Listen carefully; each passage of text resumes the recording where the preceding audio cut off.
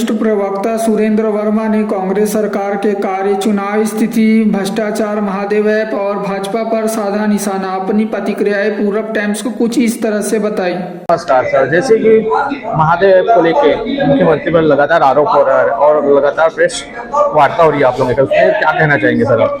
Bharatiya Janata party Chhattisgarh में पूरी तरह से हार मान चुकी है और अब केवल ये ईडी और आईटी के भरोसे बैतरनी पार करना चाहते हैं, जो इनके मंसूबे जो है वो कभी कामयाब नहीं होंगे। जितने भी साजिश हैं भाजपा के वो सारे नाकाम हुए हैं। ईडी को लेकर जहां तक सवाल है, जिस गाड़ी में रकम जब्ती हुई है वो काले कलर की इनोवा भी भाजपा नेता बृजमोहन अग्रवाल की है, नेता के भाई की है।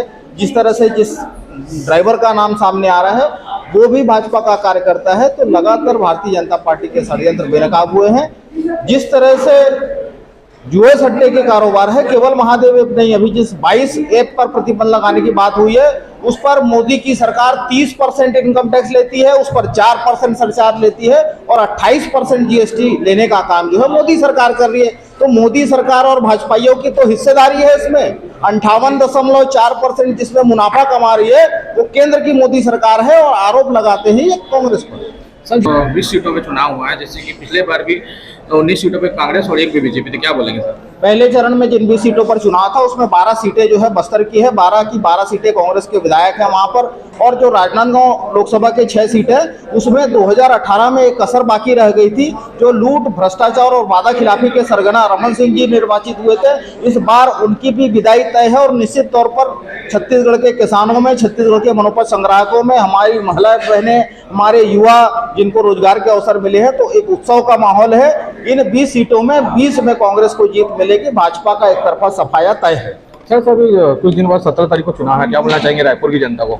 निश्चित तौर पर छत्तीसगढ़ की समृद्धि, छत्तीसगढ़ की संस्कृति और छत्तीसगढ़ के स्वाभिमान को बेचने और बचाने की लड़ाई है।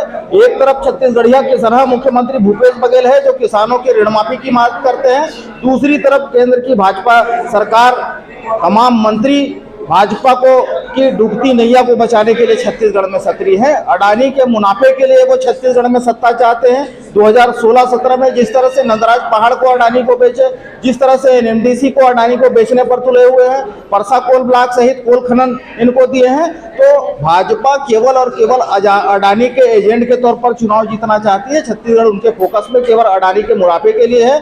वहीं छत्तीसगढ़ में भूपेश बघेल की सरकार किसानों की समृद्धि के लिए, वनोपज संग्राहकों की समृद्धि के लिए, गोपालकों की समृद्धि के लिए और युवाओं को रोजगार के अवसर उपलब्ध कराने के लिए मैदान पर है।